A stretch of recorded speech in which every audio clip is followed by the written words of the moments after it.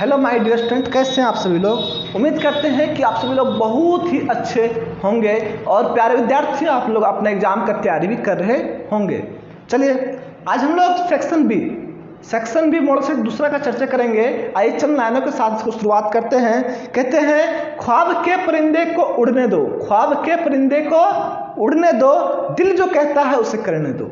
ख्वाब के परिंदे को उड़ने दो, दिल जो कहता है उसे करने दो।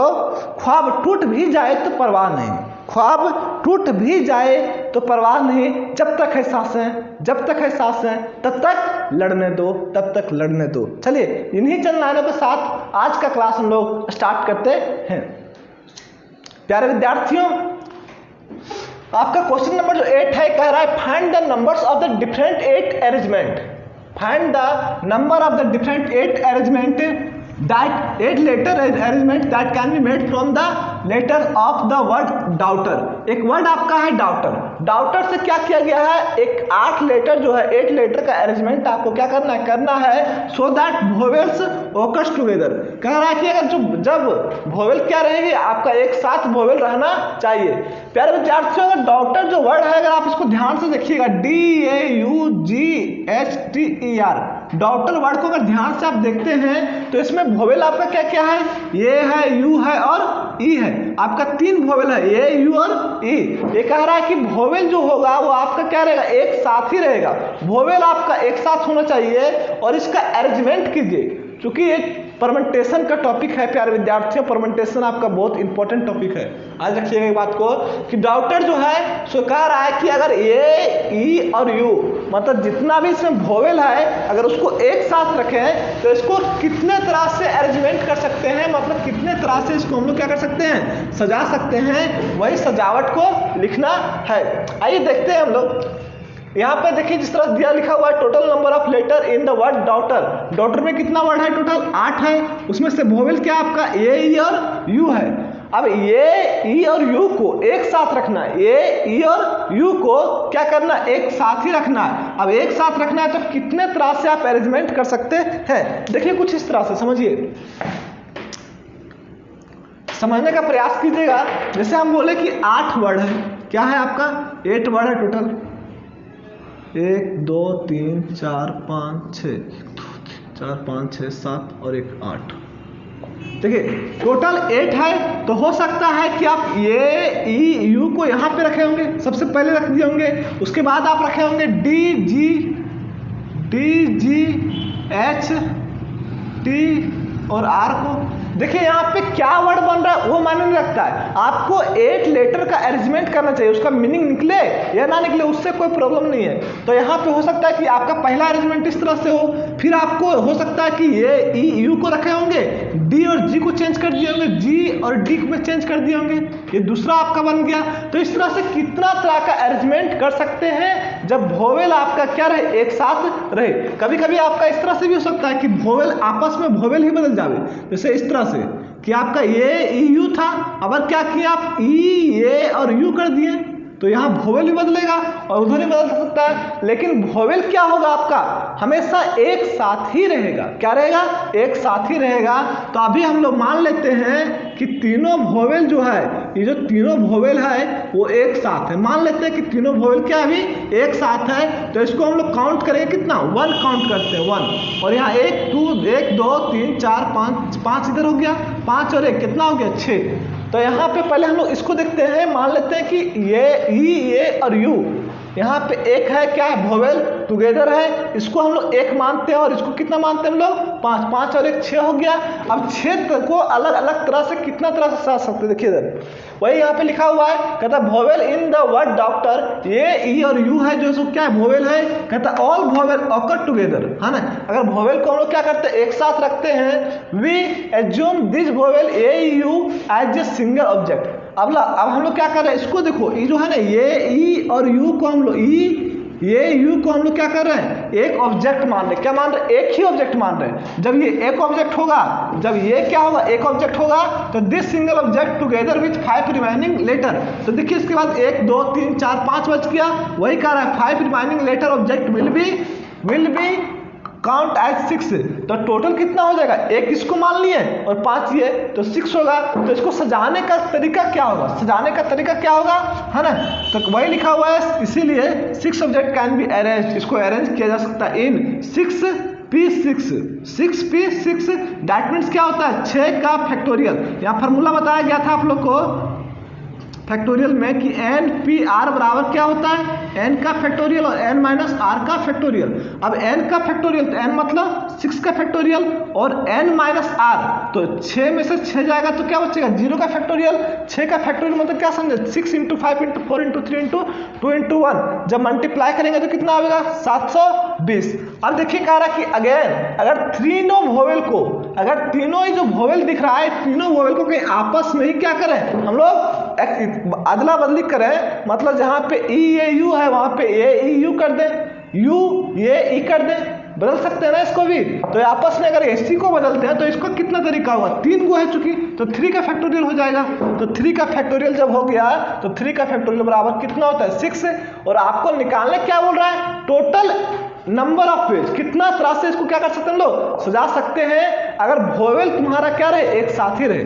अब देखिए कह रहा है कि रिक्वायर्ड नंबर ऑफ अरेंजमेंट क्या हो जाएगा 720 इंटू 6, कैसे हुआ, by the principle of, fundamental principle of counting में बताया गया था मल्टीप्लिकेशन के लिए। मल्टीप्लिकेशन जब ये दो काम होगा तो क्या होगा, मल्टीप्लिकेशन रूल लगेगा। यहाँ पे देखिए मल्टीप्लाई करेंगे यहाँ पे दोनों को तो कितना होगा, यही क्या हो जाएगा आपका आंसर हो जाएगा। चलिए आते हैं हम लोग क्वेश्चन नंबर 9 की ओर बढ़ते हैं। उम्मीद करते हैं कि क्लियर हुआ होगा आप लोग को, है ना। क्या था यहाँ पे, फिर से एक बार चर्चा करते हैं इसको।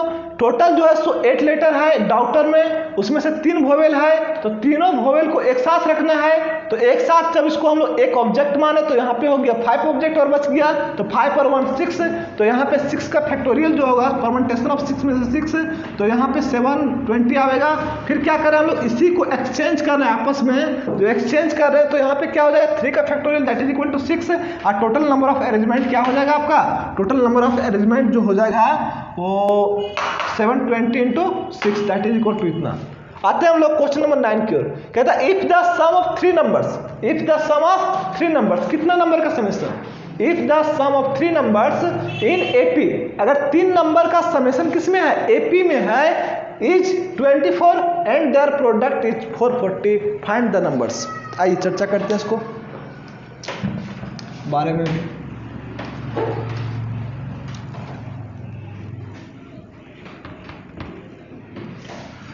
प्यारे विद्यार्थियों, वैसे विद्यार्थी जो इस चैनल पे नए आ रहे हैं, प्लीज आप लोग चैनल को सब्सक्राइब कर लें ताकि आप तक ऐसे ही वीडियो हमेशा पहुंचते रहे। सबसे पहले आप तक पहुंचे वीडियो, उसके लिए सब्सक्राइब करें और बेल आइकन को दबा लें। और एक और बात, जो पिछला वीडियो नहीं देखे हैं, जिसको सेक्शन ए का जरूरत है, जो चाह रहे हैं कि सेक्शन ए का हम लेक्चर को कंप्लीट करें, उसका लिंक इस डिस्क्रिप्शन में मिल जाएगा, डिस्क्रिप्शन में उसका लिंक जो है सो मिल जाएगा। और मॉडल सेट पहला का भी लिंक इसी वीडियो में आप लोग को दे दिया जाएगा। चलिए क्या है, अब हम लोग आगे बढ़ते, कहता है if the sum of 3 numbers, तो 3 नंबर्स का समेशन के लिए आप लोगों को बहुत अच्छे तरीके से बताया गया था, किसमें, एपी में कब रहता है, A minus D, let the 3 number, let the 3 number are in AP, are in AP is क्या क्या हो सकता है, देखिए तो ए माइनस डी, ये और ए प्लस डी। क्वेश्चन क्या कह रहा है आपका कि अगर तीनों नंबर किसमें है, एपी में है, तो उसका कह रहा है कि सम जो है, उसका सम जो है तीनों नंबर का 24 है और प्रोडक्ट है 440, तो फाइंड द नंबर। तो क्या निकालने बोला, नंबर निकालने के लिए बोल रहा है। अब तीनों नंबर का सम दिखा रहा है कि सम मतलब जोड़, सम मतलब क्या, जोड़। तो तीनों को जब जोड़ेंगे तो कह रहा है कि 24 के बराबर है, किसके बराबर है, 24 के। देखिए डी से डी कटेगा according to question, according to question, है ना। अब डी से डी कट गया, क्या बच गया यहाँ पे 3a इज इक्वल टू 24। तीनों का समेशन कितना था, 24 के बराबर था। 3 से काटिए इसको 8 बार में, तो a बराबर क्या आ गया, 8 आ गया। अब किसी तरह से अगर d निकल जावे, किसी तरह से अगर d निकल जावे तो तीनों नंबर नहीं निकल जाएगा। अब फिर से देखते हैं हम लोग, फिर से कह रहा है क्वेश्चन कि एंड देयर प्रोडक्ट इज 440, मतलब तीनों नंबर को जब गुना करेंगे, तीनों नंबर को क्या करेंगे, मल्टीप्लाई करेंगे, तो मल्टीप्लाई करने के बाद कितना है, 440 है। मल्टीप्लाई करने के बाद कितना है, 440 है। And their product. देखते हैं प्रोडक्ट मतलब होता है गुना, तो again according to question, again according to question, फिर से क्वेश्चन के अनुसार a minus D into A और a प्लस डी, तीनों को जब मल्टीप्लाई करें तो 440 दिया हुआ था ना। अब क्या करेंगे, मल्टीप्लाई करेंगे, a की जगह पे कितना बैठा तो 8 माइनस डी हो गया और क्या होगा 8 होगा और 8 plus D that is equal to 440। अब 8 से कैंसिल आउट होगा, 8 बचे 40, 8 बचे 40, 55 हो गया। a माइनस बी और a प्लस बी का फार्मूला तो आप लोग को पता होगा, a स्क्वायर मतलब 8 का स्क्वायर, 8 का स्क्वायर, a स्क्वायर मतलब क्या समझे 8 का स्क्वायर होगा ना छोटका, माइनस क्या हो जाएगा d का square that is equal to 55। अब देखिए यहाँ पे d को उधर ले जाइए, 55 को इधर ले आइए, कहने का मतलब d square is equal to 64 minus क्या होगा 55। अब यही ना होगा, चलिए d square that is equal to क्या आ गया 9 आया, तो d का वैल्यू क्या आ जाएगा प्लस माइनस 3। अब d का वैल्यू प्लस माइनस 3 आ गया, d का वैल्यू कितना आया प्लस माइनस 3, मतलब जो d का 2 मान होगा तो इसका भी तो 2 मान होगा। आइए देखते हैं, यहाँ 2 केस बनेगा। केस पहला इफ अगर a बराबर कितना रहे 8 रहे और d बराबर कितना रहे प्लस 3, d बराबर प्लस 3 a बराबर 8, देन नंबर्स आर, तो नंबर्स क्या हो जाएगा देखिए, तो नंबर्स क्या हो जाएगा a माइनस डी है तो a माइनस डी मतलब कितना 8 में से 3 जाएगा तो क्या बचेगा आपका 5 बचेगा, फिर ये है मतलब d और लास्ट क्या है a plus D that is equal to 8 plus 3 that is 11। इसीलिए हम लोग कह सकते हैं कि नंबर कितना होगा 5 होगा, 8 होगा और 11 होगा। देखिए तीनों नंबर किस में है एपी में है। और दूसरा केस में क्या बन सकता है आपका, दूसरा केस में क्या हो सकता है कि इफ अगर हम लोग a बराबर 8 लेते हैं और d बराबर माइनस 3, a बराबर कितना है 8 है, a बराबर 8 है और d बराबर एक बार प्लस 3 ले चुके हैं, अब क्या लेंगे हम लोग माइनस 3 के बराबर लेते हैं, तो d बराबर क्या लेंगे माइनस 3, तो नंबर्स क्या आ जाएगा a minus D that is equal to क्या हो जाएगा 8 माइनस माइनस प्लस 3 11 हो जाएगा। a बराबर 8 था और a प्लस d बराबर 8 minus 3 that is equal to 5, इसीलिए नंबर्स का क्या हो जाएगा, नंबर्स इसका आपका हो जाएगा 11, 8 और 5, तीनों एपी में है। प्यारे विद्यार्थियों अगर 2 का सम दिया हो और प्रोडक्ट दिया रहे तो हम लोग क्वेश्चन के अनुसार ही एपी में अगर बोले तो एपी में 3 नंबर्स के लिए हम लोग इस तरह ले सकते थे, 4 नंबर भी एपी में आता था, 5 नंबर भी आता था, तो उसको हम लोग कंसिडर करते थे, है ना। अब सब नंबर यहाँ पे देखिए तीनों नंबर किस में एपी में है, कैलकुलेट किए, तो यहाँ से पहला जो मकसद था ए और डी का मान निकालना, ए और डी का मान निकल गया तो पूरा क्या हो जाएगा कैलकुलेट हो जाएगा। आइए बढ़ते हैं हम लोग क्वेश्चन नंबर, इसमें आपका टोटल जो क्वेश्चन है वो 7 है, सेक्शन बी में कोई 5 जो है एग्जाम में आपको बनाना है सेक्शन। चलिए क्वेश्चन नंबर 10, अगला प्रश्न है आपका क्वेश्चन नंबर 10, कह रहा है find the distance,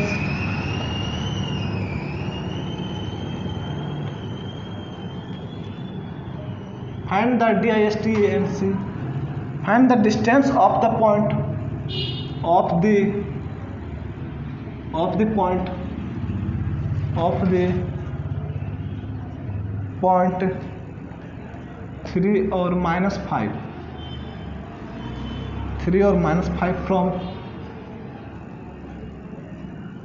from the line 3x 4y minus 26 is equal to 0।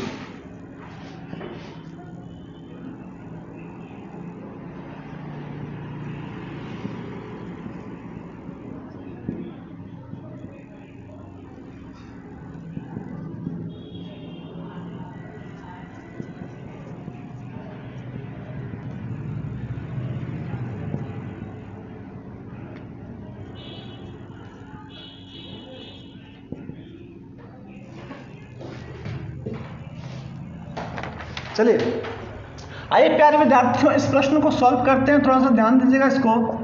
क्या कह रहा है, फाइंड द डिस्टेंस। क्या निकालने बोल रहा है आपको, दूरी निकालने के लिए बोल रहा है, डिस्टेंस, जहां पे आपको एक पॉइंट दिया हुआ है। पॉइंट कितना दिया हुआ है, 3 और -5 पे, फ्रॉम द लाइन, एक लाइन का इक्वेशन दिया हुआ है। जब एक लाइन का इक्वेशन दिया हुआ है, ये देखिए लाइन है आपका, इसका आपका इक्वेशन दिया हुआ है ax + by + c, इस तरह के फॉर्म में रहता था, इसी फॉर्म में रहता था, पहले पढ़े थे, अध्ययन किए थे कंसेप्ट में कि ax + by + c के फॉर्म में =0 का यहाँ पे इक्वेशन रहता था लाइन का।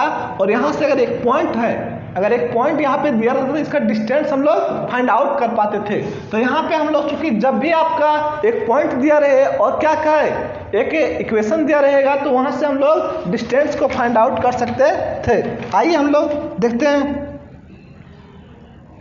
देखिए वी नाउ दैट देखिए, अगर यहाँ से आपका क्या दिया रहे, एक इक्वेशन दिया रहे और दूसरा कौन सी रहे, पॉइंट रहे, है ना। अगर एक इक्वेशन रहे लाइन का और दूसरा क्या रहे, पॉइंट रहे, तो यहाँ से हम लोग डिस्टेंस जो है सो निकालते थे। डिस्टेंस = क्या लिखते थे, ये x1 + by1 + c बाटे √a² + b², है ना।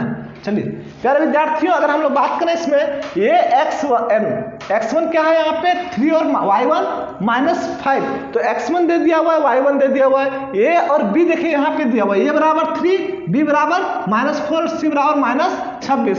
तो इसी फार्मूला से हम लोग क्या करते थे, डिस्टेंस का दूरी निकालते थे।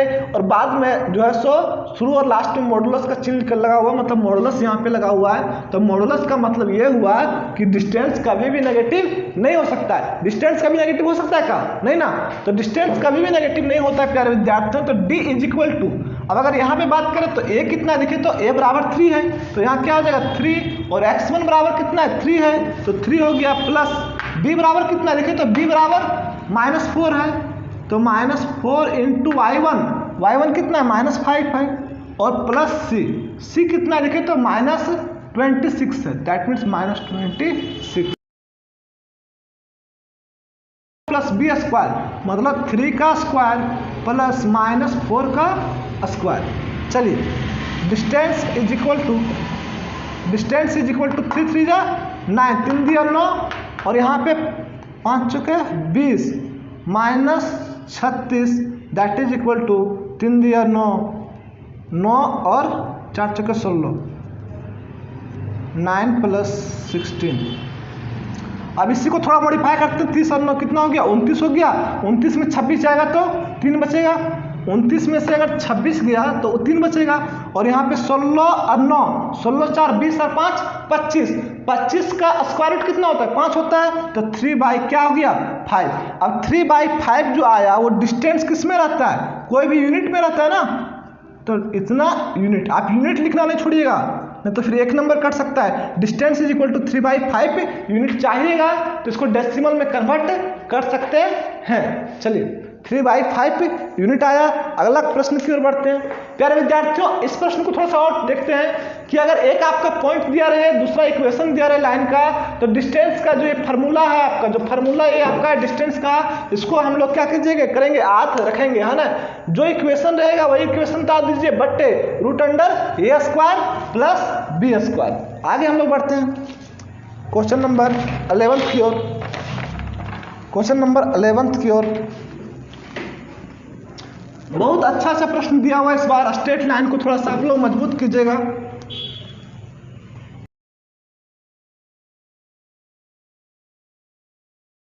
दोनों लाइन का क्या रहे आपका इक्वेशन दिया रहे, तो आप यहां से क्या कर सकते हैं, थीटा का मान निकाल सकते हैं। देखिए कह रहा है गिवन, दो लाइन यहाँ पे आपका दिया हुआ है, तो यहाँ पे दोनों लाइन जो है थोड़ा सा ध्यान दीजिएगा।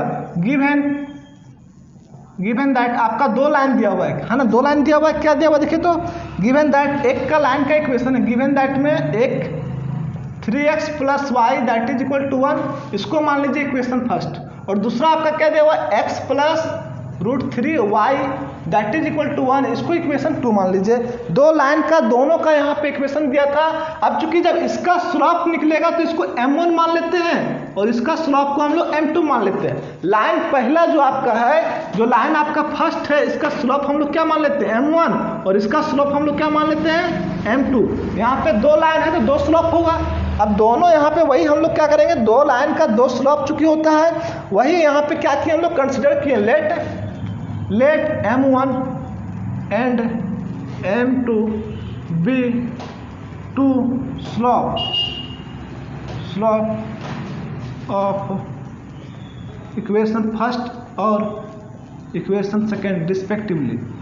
अब इक्वेशन फर्स्ट और इक्वेशन सेकेंड दिखा रहा है किसको, L1 को और L2 को।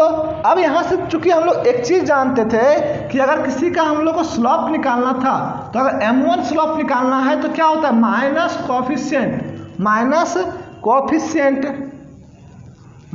कोफिशिएंट ऑफ x बटे कोफिशिएंट ऑफ y।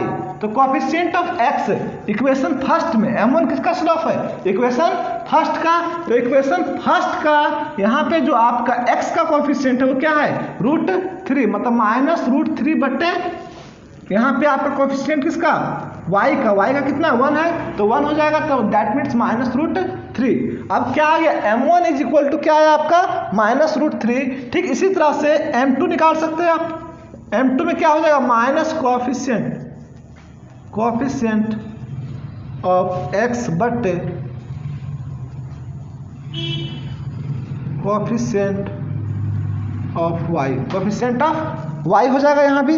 अब देखिए यहाँ पे दूसरा इक्वेशन M2 मतलब क्या, दूसरा इक्वेशन का स्लोप निकाल रहे, इसका यहाँ पे कितना है, x का कोफिशिएंट 1 है, तो -1 बट्टे y का क्या √3। तो यहाँ से देखिए M1 और M2 निकल गया। अब चूंकि आप लोग को बताया गया था क्लास में आप लोग को बताया गया था जब M1 और M2 पता हो तो हम लोग क्या कर सकते हैं, दोनों के बीच में थीटा जो है सो निकाल सकते हैं। कैसे देखते हैं, थोड़ा सा मिटाते हैं इधर।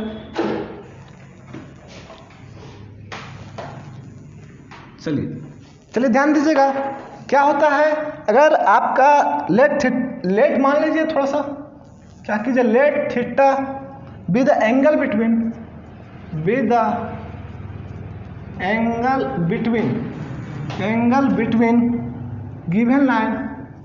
गिवन लाइन पहला और लाइन दूसरा।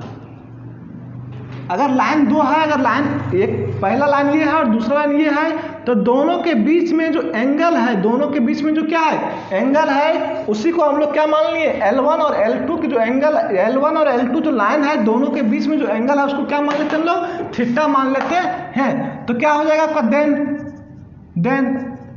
tan theta is equal to M2 minus M1 और 1 प्लस M1 इंटू M2, यही ना बताए थे, M2 माइनस M1 और 1 प्लस M1 और इंटू M2। अब देखिए प्यारे विद्यार्थियों, M1 और M2 दोनों आपके पास है। अब यहाँ से क्या करेंगे हम लोग, M2 माइनस M2 कितना, देखिए तो M2 बात करें तो -1 बट्टे 3 है, -1 बट्टे √3, और M1 कितना है, M1 आपका √3 है, तो माइनस क्या हो जाएगा, प्लस √3 हो जाएगा। अब यहाँ पे देखिए 1 प्लस M1 इंटू M2 करना, M1 कितना आपके पास, M1 आपके पास है -√3 इंटू M2 कितना है 1 बट्टे -1 बट्टे √3। देखिए √3 से √3 कैंसिल आउट होगा, √3 से आपका √3 कैंसिल आउट हो जाएगा। देखिए तो √3 से √3 कैंसिल आउट हो गया। कैलकुलेट कीजिए इसको, यहाँ पे आप क्या कर सकते हैं, एलसीएम ले सकते हैं, तो -1 होगा प्लस 3 हो जाएगा। यहाँ पे आपको क्या बचा, देखिए तो 1 प्लस 1 और नीचे आपका 1 बच गया है।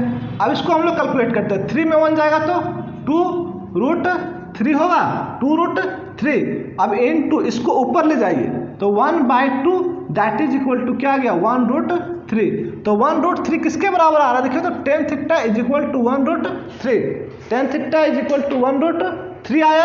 अब देखिए यहाँ पे किसका मान है tan थीटा में, tan theta is equal to इसको लिख सकते हैं tan π/6, मतलब tan 30 डिग्री का मान है, tan हट जाएगा, थीटा बराबर π/6, इसीलिए दैट दैट इज करके लिख सकते हैं इसको कि थीटा इज इक्वल टू कितना 30 डिग्री। तो थीटा बराबर कितना आ गया 30 डिग्री आ गया। प्यारे विद्यार्थियों जब भी इस तरह का प्रश्न रहेगा मतलब दो लाइन का इक्वेशन दिया रहे, जब भी क्या रहे दो लाइन का यहाँ पे इक्वेशन था, दो लाइन था, दोनों लाइन का इक्वेशन दिया गया था और दोनों लाइन के बीच में आपको एंगल पूछ रहा था। क्या पूछ रहा था? एंगल। तो इसके लिए सबसे पहले आप लोग क्या कीजिएगा स्लोप निकालिएगा। जैसे स्लोप निकल जाएगा दोनों का m1 का और m2 का, जैसे स्लोप निकल गया स्लोप बराबर तो कोएफिशिएंट का फॉर्मूला लगा सकते हैं। स्लोप जैसे निकल गया या तो फिर आप ये भी कर सकते थे y is equal to mx plus c से भी निकाल सकते थे ना, y is equal to mx plus c। तो y is equal to m के जगह पे क्या हो जाएगा देखिए तो यहाँ पे लेके जाएंगे तो y इज इक्वल टू क्या हो जाएगा -√3x प्लस 1 हो जाएगा। तो यहाँ से भी देखिए आप निकाल सकते हैं कि m इज इक्वल टू क्या आ गया -√3 आ जाएगा, -√3 m1 यहाँ से भी निकल सकता है। y is equal to mx plus c से भी निकल जाता है क्योंकि लाइन का इक्वेशन भी तो यही ना होता है। और यहाँ भी क्या होता है y is equal to mx plus c।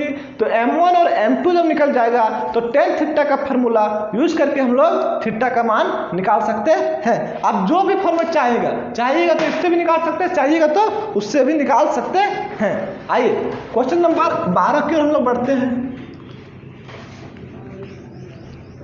11वां number ही प्रश्न था, अच्छा क्वेश्चन था ये भी। क्वेश्चन नंबर 12, क्वेश्चन नंबर 12 आपका क्या है देखते हैं थोड़ा सा। क्वेश्चन नंबर 12 कह रहा है find the equation of ellipse, find the equation of ellipse, find the equation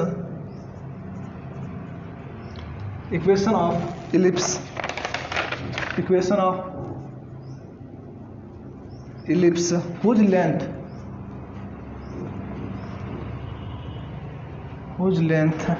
of measure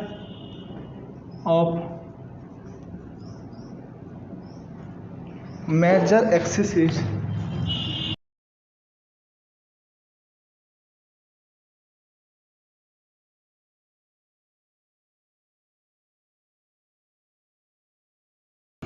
and focus CR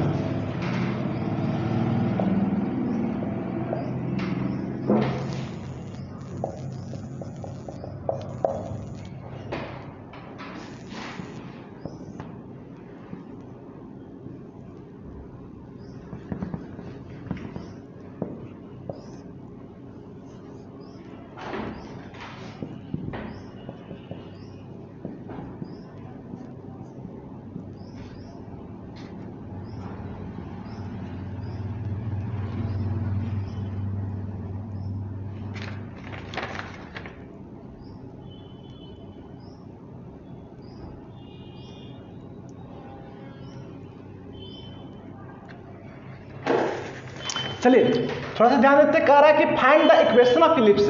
equation किसका निकालने बोल रहा है आपको? इलिप्स का इक्वेशन निकालिए। इलिप्स देखिए यहाँ पे इलिप्स का इक्वेशन निकालने बोल रहा है। Whose length of the major axis is 20, जिसका लेंथ जो है मेजर एक्सिस का जो लेंथ है, मेजर एक्सिस का जो लेंथ है वो क्या दिया हुआ आपका 20 दिया हुआ है। मतलब मेजर एक्सिस का लेंथ जो है वो 20 दिया हुआ और फोसी 0 और 5।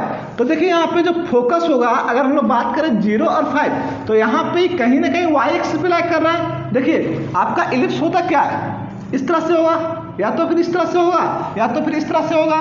तो इलिप्स आपका दो टाइप का था। तो यहाँ पे अगर इसका जो है फोकस का अगर बात करें, फोसी का जो बात करें प्लूरल वर्ड है फोकस का, तो क्या होगा अगर यहाँ पे तुम्हारा अगर यहाँ पे x पे कुछ मान दिया रहे, जैसे कि अगर आपका 6 और 0 दिया रहे ±6 और 0, तो कहीं ना कहीं x पे लाई करेगा, कहीं ना कहीं x पे ही लाई करेगा। मतलब प्लस में भी x होगा और माइनस में भी x, मतलब +6 और इधर -6, मतलब x पे लाई कर रहा है। और अगर आपका x बराबर 0 रहे तो y बराबर कुछ अगर दिया, जैसे यहाँ पे दिया हुआ है y बराबर क्या दिया हुआ है ±5, तो कहीं ना कहीं y एक्सिस पे लाइक करेगा। तो मान लेते हैं कि यहाँ पे आपका लाइक कर रहा है, तो यहाँ पे आपका क्या होता है, जैसे c is equal to 0 ± c होता है ना। अब यहाँ पे आपको हम मान लेते हैं कि यहाँ पे आपका क्या दिया हुआ 0 और यहाँ पे क्या हो जाएगा प्लस केवल होगा ना, ऊपर में प्लस होगा और नीचे में क्या होगा आपका माइनस होगा, मतलब 0 - 5।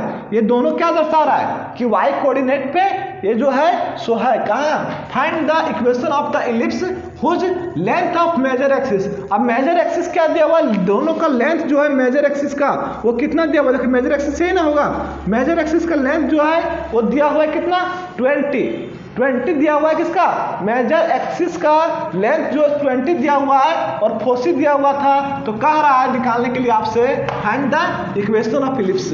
तो इक्वेशन ऑफ इलिप्स क्या होगा, आइए देखते हैं। प्यारे विद्यार्थियों, अगर इस तरह का प्रश्न रहेगा तो इक्वेशन ऑफ इलिप्स आप लोग को बताया गया था सिंस यहाँ पे जो है सो फोसी जो है सो दिया हुआ इतना and lie on the Y axis. देखिए अभी जो है सो लाई तो कहाँ पे करेगा, वाई एक्सिस पे ही नहीं लाई करेगा। तो यहाँ पे देखते हैं major axis is given that, थोड़ा सा पहले लिख लेते हैं गिवन दैट क्या दिया हुआ है, दिया कौन सी है, देखिए तो length of major axis, length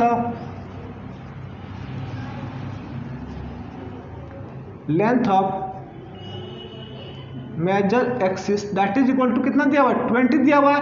अब मेजर एक्सिस बराबर क्या होता है 2 ये होता है, तो 2 ये बराबर कितना है 20 है, कैंसिल आउट होगा 10 आएगा, तो ए बराबर क्या बच गया 10।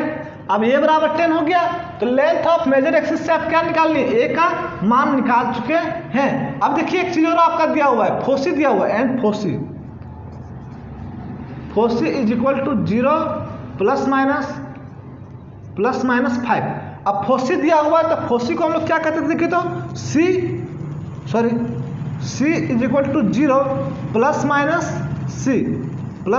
सी दैट इज इक्वल टू क्या हो जाएगा, देखिए तो अगर दोनों को ध्यान से देखिएगा, अगर इसके बराबर दिया हुआ है 0 प्लस माइनस 5, अगर दोनों को ध्यान से देखिएगा LHS साइड भी और RHS साइड भी, तो आपको C बराबर क्या मिलेगा 5 मिलेगा, C बराबर क्या मिलेगा 5।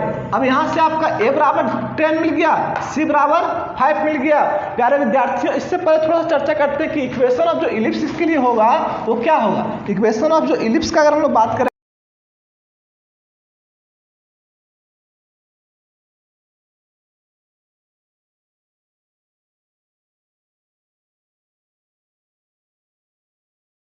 आपका क्या हो जाएगा, देखिए तो एक्स स्क्वायर बट्टे B square plus Y square बट्टे A square that is equal to 1।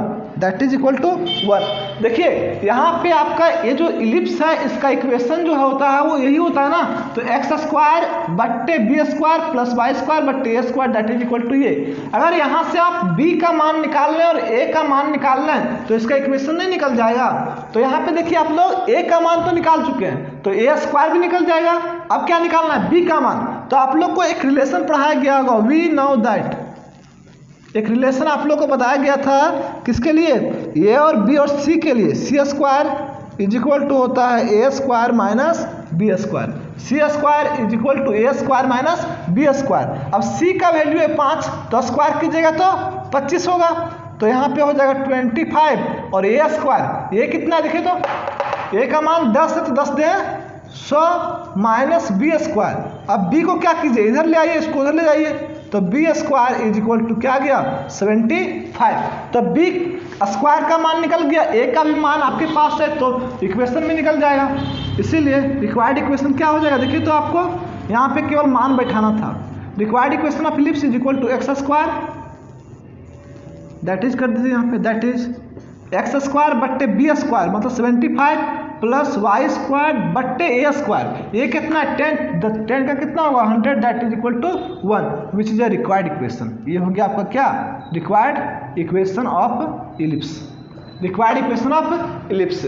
चलिए बात समझ में आया। यहाँ पे क्या था आपका इलिप्स का, यहाँ पे फोसी दिया हुआ था, तब फोसी जब दिया हुआ है और मेजर एक्सिस दिया हुआ है तो इसका हम लोग क्या निकाल सकते हैं, इसका हम लोग इक्वेशन को फाइंड आउट कर सकते हैं। आगे बढ़ते हैं हम लोग।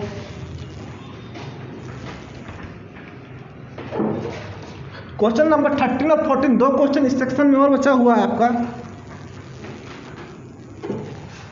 क्वेश्चन नंबर आपका 13 की ओर बढ़ेंगे हम लोग। अब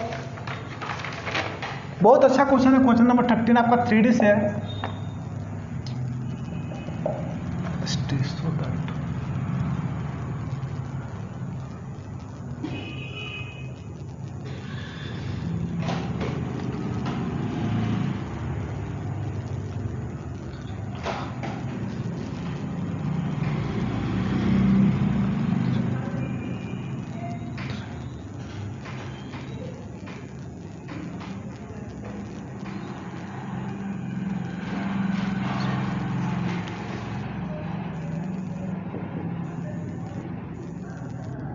चलिए कह रहे विद्यार्थियों, क्या कह रहा है क्वेश्चन, कह रहा है कि ST मतलब होता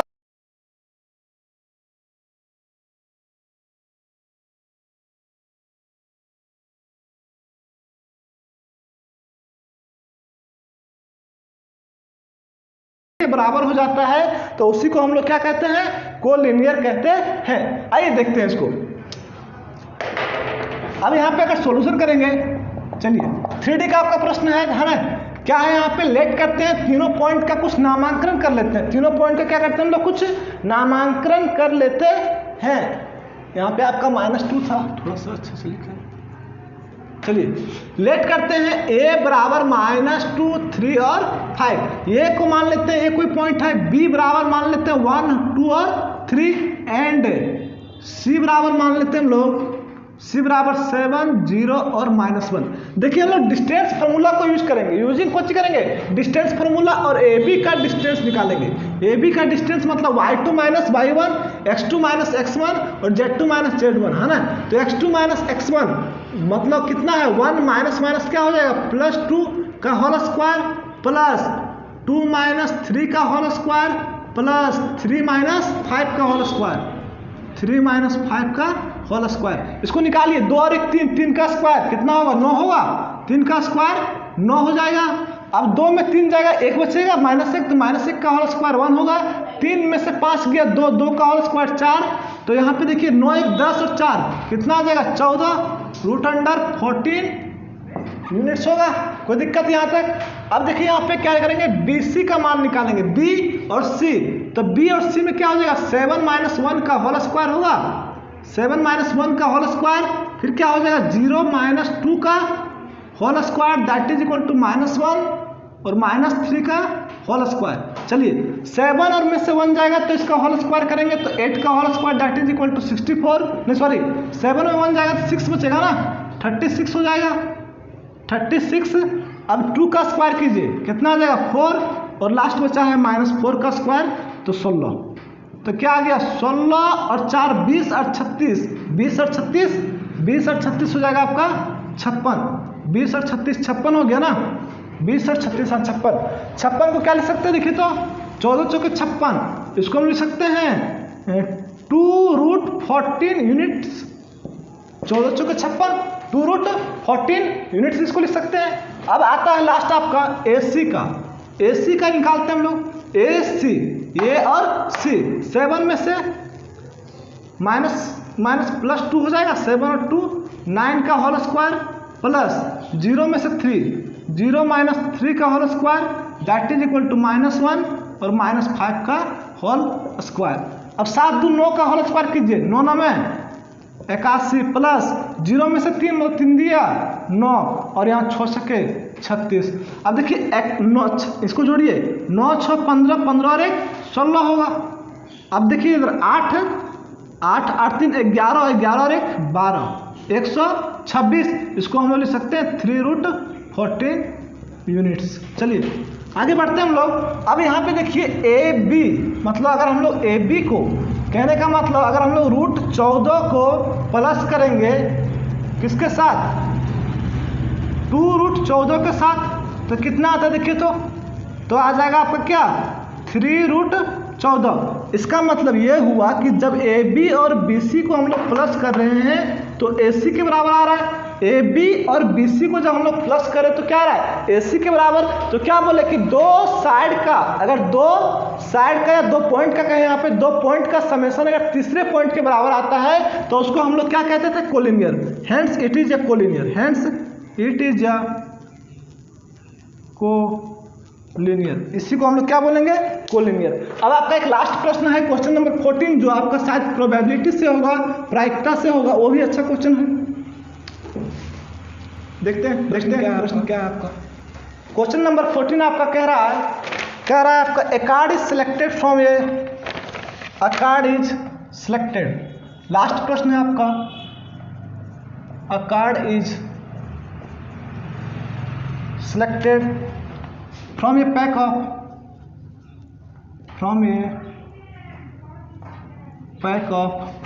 of 52 cards. 52 cards. Calculate the probability that card calculate the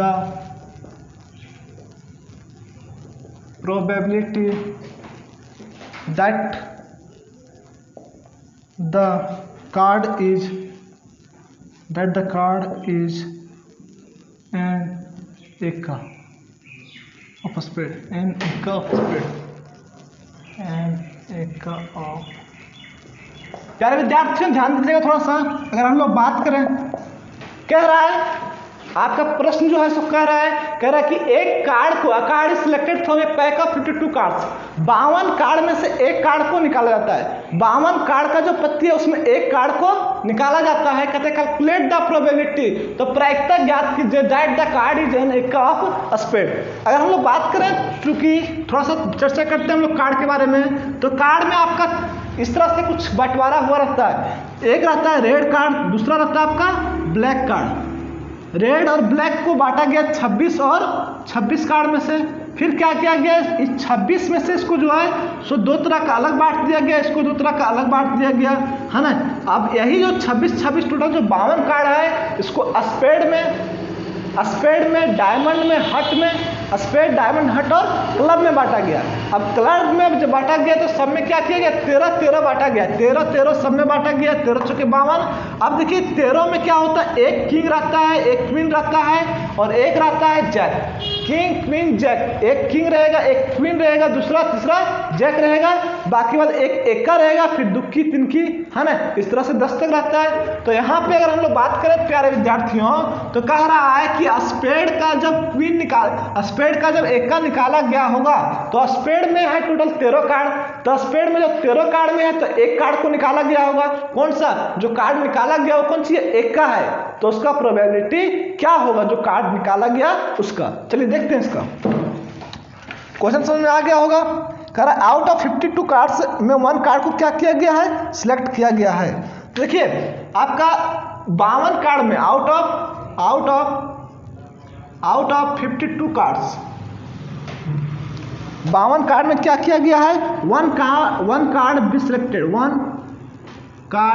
be selected, एक कार्ड को सिलेक्ट किया जाता है। अब एक कार्ड जो सिलेक्ट किया गया है, वन कार्ड भी सिलेक्टेड, तो 1 कार्ड जो सिलेक्ट आपका किया गया है ना, तो 1 कार्ड सिलेक्ट जो किया गया है, तो अगर हम लोग मान लें कि लेट करें कि S इज इक्वल टू क्या है, सैंपल स्पेस है, क्या है, सैंपल स्पेस है, तो नंबर ऑफ सैंपल स्पेस कितना हो जाएगा, देखिए तो 52 कार्ड आता है ना कोई प्लेइंग कार्ड में, तो कितना हो जाएगा, 52 पत्ती हो जाएगा।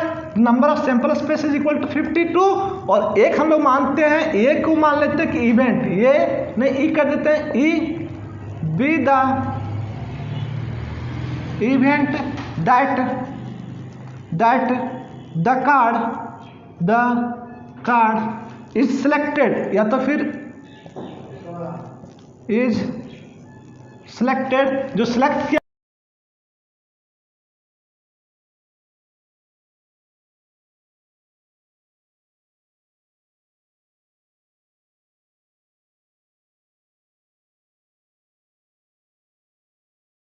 ई बराबर कितना आ जाएगा, देखिए तो 1 ना होगा। नंबर ऑफ ई का बात करें तो क्या हो जाएगा 1।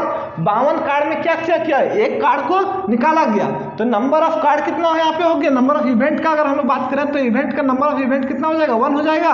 अब प्रोबेबिलिटी ऑफ ई निकालने बोल रहा है, तो प्रोबेबिलिटी ऑफ ई बराबर क्या हो जाएगा, नंबर ऑफ ई, इवेंट का नंबर बटे नंबर ऑफ सैंपल स्पेस, तो जितना नंबर ऑफ सैंपल स्पेस होता है उसमें नंबर ऑफ इवेंट में भाग कर देंगे नंबर ऑफ सैंपल स्पेस से, तो यहाँ पे कितना आया था 1 बाई क्या हो गया 52, that is equal to answer. चलिए प्यारे विद्यार्थियों, अगर हम लोग यहाँ पे प्रश्न को फिर से देखते हैं, कह रहा है कि 52 कार्ड में से एक कार्ड को निकाला गया, और जो कार्ड निकाला गया था वो आपका एक्का कार्ड था। क्या कार्ड था आपका, एक्का, किसका, स्पेड का एक्का था, स्पेड का एक्का था। तो स्पेड में टोटल 13 कार्ड होता है ना, और कह रहा है कि स्पेड का एक्का होता है, हाँ, तो स्पेड का एक्का निकाला जाता है, तो स्पेड में एक ही एक्का होता है, तो नंबर ऑफ इवेंट का आपका कितना आ गया, 1 आ गया। और प्रोबेबिलिटी ऑफ ई अगर निकालना चाहें तो नंबर ऑफ इवेंट बटे, मतलब जो आपका यहाँ पे क्या होता है फेवरेबल जो आया था, बटे total number of sample space. अब सैंपल स्पेस 1 बटे क्या हो जाएगा 52, that is equal to answer. चलिए प्यारे विद्यार्थियों, उम्मीद करते हैं कि यहाँ तक आप लोग को समझ में आया होगा इसी तरह का वीडियो के लिए आप बने रहे हमारे YouTube चैनल पे। और वैसे विद्यार्थी जो अभी तक लाइक और सब्सक्राइब नहीं किए हैं, प्यारे विद्यार्थियों, अगर आप लाइक कीजिएगा, सब्सक्राइब कीजिएगा, कमेंट कीजिएगा ना, तो इससे क्या होता है कि हम सभी शिक्षकों का, जो भी यूट्यूबर होता है ना, उसका उत्साह क्या होता है, बढ़ते चला जाता है। इसीलिए आपका एक लाइक आपकी सफलता की ओर